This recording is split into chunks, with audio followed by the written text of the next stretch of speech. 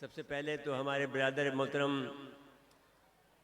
طاہر جمال صاحب کو تھانوی صاحب کو میں مبارکباد پیش کرتا ہوں کہ انہوں نے سیرت کانفرنس کے حوالے سے یہ محفل سجائی، جس میں تمام جو ہمارے علماء کرام ہیں ہر مسلک کے وہ یہاں موجود ہیں، جو ایک بڑی کامیابی ہے اور اس بات کا اتحاد کا مظہر ہے کہ مسلمان ایک ہیں اور متحد ہیں۔ تو بیسیکلی یہ جو راستہ آپ نے اختیار کیا ہے وہ راستہ جس میں پاکستان قائم ہوا اور ایک عظیم مملکت بنی اور ایک ایٹمی طاقت بنی، وہ راستہ آسان نہیں ہے، اور اس میں یہ رکاوٹیں یہ جو پرابلم ہیں جو آپ دیکھ رہے ہیں اس وقت پاکستان میں انتشار کی حالت ہے، یہ میرے خیال میں آج آپ کو میں خوشخبری یہ دینا چاہتا ہوں، یہ مصنوعی ہے، اور ہمارے لحاظ سے اس لیے مصنوعی ہے کہ ہم اس کو آسانی سے ختم کر سکتے ہیں، لیکن یہ راستہ ایسا ہے کہ دنیا اس وقت جو جس صورتحال سے گزر رہی ہے،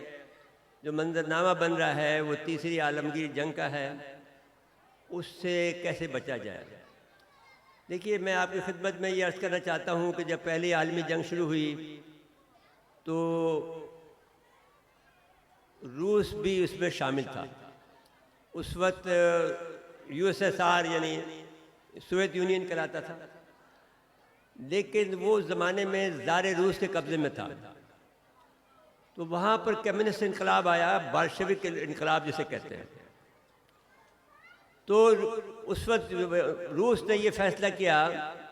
کہ ہم عالمی جنگ سے باہر آ جاتے ہیں، اس لیے کہ ہمارے ہاں جو جس طرح کا صورتحال ہے وہ صورتحال اس بات کی اجازت نہیں دیتی کہ عالمی جنگ میں حصہ لیں۔ تو پاکستان کا جو حالت ہے، اگر آپ نے 1917 کے جو واقعات اگر پڑھے ہوں تو آپ کو معلوم ہوگا کہ روس اس جنگ سے علیحدہ ہو گیا، جس کی وجہ سے وہ تباہی سے بچ گیا۔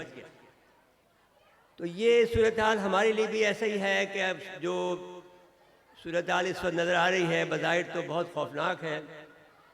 اور بہت جس میں دیکھا جائے کہ انتشار ہے، بہت زیادہ لوگ جو ہیں پریشان ہیں، مضطرب ہیں، اضطراب ہے، لیکن یہ آپ اسے مصنوعی سمجھیں گے اور صورتحال کی اگر کوئی جائزہ لیں گے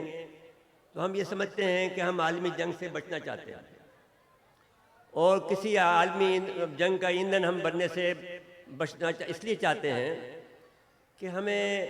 جو بڑی آنے والی جنگ ہے جسے آخری مارکہ کہتے ہیں، یا جو یہ لوگ جو کہتے ہیں جو شام سے شروع ہوگا جس میں مسلمانوں کی فتح ہوگی، اس مارکے کے لیے یہ تیاری ہے، اور جو لوگ یہاں سے جائیں گے وہ پاکستان ہی وہ ملک ہوگا، افغانستان وہ ملک ہوگا، یا ایران ہوگا، یہ جو جائیں گے وہ ادھر سے ہی جائیں گے شام میں، اور فتح بھی وہی کریں گے۔ تو جو جسے انگریزی ماربگڈون کہتے ہیں، ہم آخری مارکہ کہتے ہیں، وہ جنگ قریب ہے۔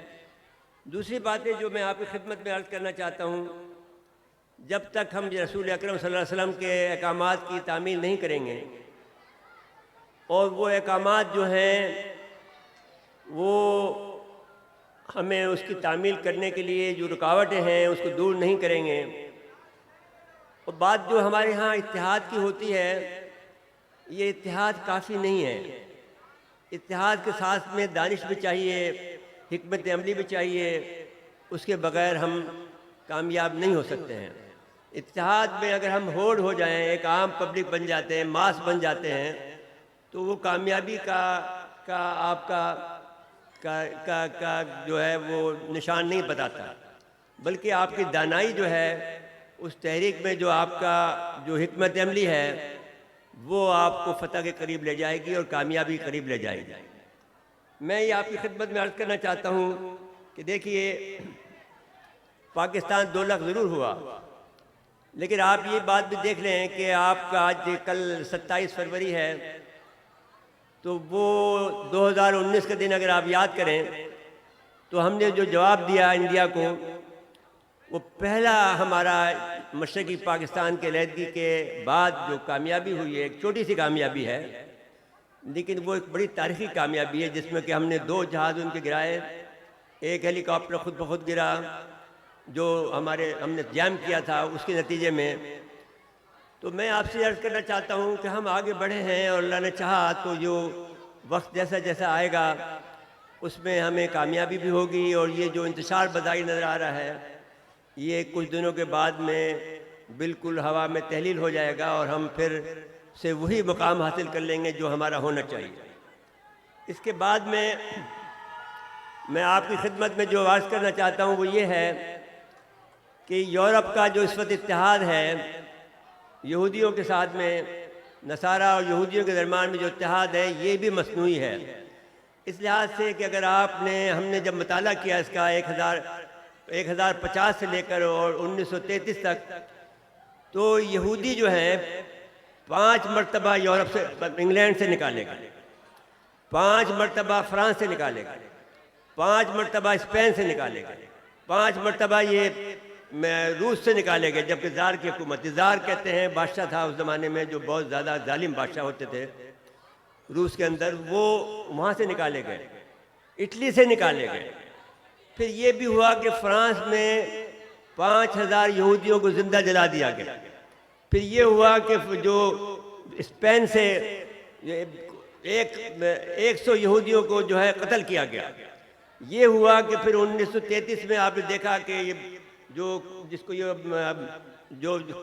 جو کچھ بھی کہہ لیں، جو قتل عام کا لفظ استعمال کرتے ہیں، وہ ہٹلر نے یہ سمجھ لیا تھا کہ اگر ان کا وجود یہاں پہ رہا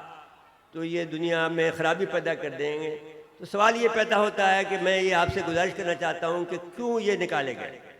اور یہ بلا کیوں ہمارے ساتھ تھوپی گئی؟ اس لیے کہ وہ ان سے بہت نفرت کرتے ہیں۔ اب بحث یہ ہے کہ ہمیں اس بات کو، اور وہ وہاں اپنے ملک میں رہنا نہیں دینا چاہتے۔ آپ کو یاد ہوگا کہ شیکسپیئر نے ایک ڈرامہ لکھا جس میں یہودیوں کے بارے میں لکھا کہ 1 پاؤنڈ آف فلیش، ایک آدمی مقروض ہو گیا جو پیسے دینے کے قابل نہیں تھا، تو شائلاک کا وہ نام تھا اس کا، تو اس نے یہ کہا، یہودی نے یہ کہا کہ صاحب کچھ بھی ہو جائے مجھے تو پیسے چاہیے، اگر نہیں پیسے دے سکتا ہو تو یہ اس کا گوشت کا جو 1 پاؤنڈ ہے، اس کے جسم کا گوشت کاٹا جائے اور مجھے 1 پاؤنڈ دے دیا جائے اس کے بدلے میں۔ تو اتنے بڑے ظالم لوگ ہیں یہ، اور یہ خاتمہ کے وقت ہے ان کا،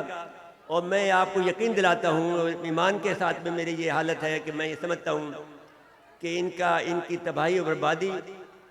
جو بظاہر نظر نہیں آ رہی ہے لیکن بہت قریب ہے، اور انشاءاللہ تعالیٰ یہ فلسطین اور کشمیر دونوں فتح ہوں گے، اور جو بڑی کامیابی ہمیں ملے گی وہ اس کے آپ منتظر رہیے، اور اس کے لیے دعا ضرور ہے۔ جو سب سے بڑا حربہ ہوتا ہے مسلمان کا، دعا کیجئے گا، درود شریف پڑھیے گا، اور جو ہے اللہ کے احکامات کی تعمیل کے لیے اپنے آپ کو رجوع کریں اور فیصلہ کر لیں۔ جہاں تک یہ بات کہی ہے کہ ہمارے ڈاکٹر عبدالقدیر خان کی، وہ میرے بڑے عزیز دوست تھے، اور ان پر میں نے ان کا مقدمے کے طور پر ایک کتاب لکھی ہے، عبدالقدیر خان کا مقدمہ، اور جس وقت یہ فیصلہ ہو رہا تھا کہ ان کو مار دیا جائے یا زہر دے دیا جائے، تو ہم نے ان کو ناکام بنایا، اور اللہ تعالیٰ کے حکم سے وہ سرخرو ہوئے، اور پھر بعد میں جو کام لینا تھا، سب لوگ اس بات کا اعتراف کرتے ہیں، جو ان کے دشمن تھے وہ کہتے ہیں کہ اگر قدیر نہیں ہوتے تو یہ پھر ایٹم بم نہیں بن سکتا تھا، اور ایٹم بم بننا کوئی آسان کام نہیں ہے۔ جہاں تک کہ ایران کی بات ہے، ایران نے بھی اب تک 83% یورینیم کو افزودہ کر لیا ہے، 93% پر ایٹم بم بن جاتا ہے۔ اب امریکہ کے لیے یہ آسان نہیں ہے کہ اس پر حملہ کرے، اس لیے کہ وہ اس حالت میں ہے کہ وہ عنقریب ایٹم طاقت بن جائے گا، تو 2 اسلامی ممالک ہو جائیں گے۔ تو اس لحاظ سے اب سعودی عرب بھی اس پہ کاوش کر رہا ہے کہ وہ بھی بن جائے۔ تو میں گفتگو طویل میں نہیں کر سکتا، یا اس کے ساتھ میں کہ بلغ الاولیٰ بکمالہ کشف الدجیٰ بجمالہ حسنت جمیع خصالہ صلوا علیہ وآلہ۔